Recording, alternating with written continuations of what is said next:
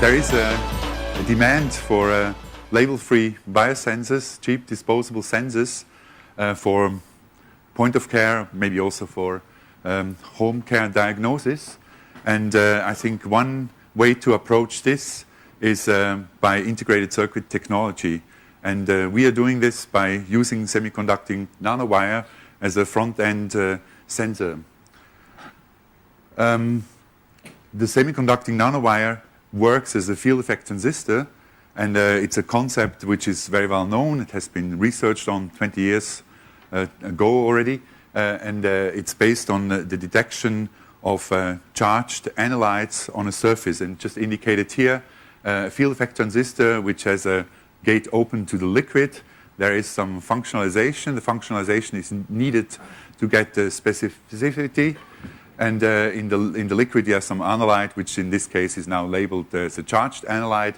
And here I show you transfer characteristics. Now, if this analyte is now docking onto the surface, there is some charge and there's some potential change on the surface, which shifts the transfer characteristic. And this shift, measured as a threshold shift, is the signal you want to explore. So I show it here, and it's typically used in today, even commercially, in pH sensing. So I show you some commercial products which are existing today, which use this concept on a silicon platform. But these sensors typically use areas on a scale of 100 to a few hundred micrometers squared. But our concept is to use this platform now, this concept, and scale it down into nanowires, which will allow you to make many of those on a single chip. Now, the nanowire concept also has some other advantage.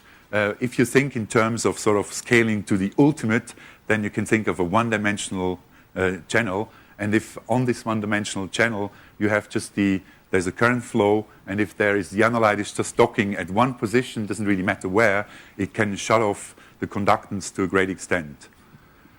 So it can provide high sensitivity. That's what we believe. That's why we do it. But if you look at the current literature, which is now a lot of work is starting on nanowire sensors in very different labs, and if you just brought you some numbers here, you can see there is quite some disagreement what the sensitivity level can be.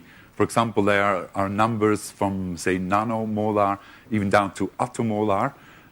So there's a big disagreement. So even for the similar analytes, so single-strand DNA, there is more than 3 orders of magnitude difference you can find in recent publication on the sensitivity, which means there is a need to do research on this topic. Now, what I like with the nanotero concept is that we take here an integrated approach. And in our system, we have sort of 3 elements. So the one is the front end, so the liquid side element, where I have functionalization and so the biology part. Then there's the electrons part in the middle. Sorry for that. And there's also the integration part and the readout part, which happens on the chip. And all these 3 elements we integrated in this project.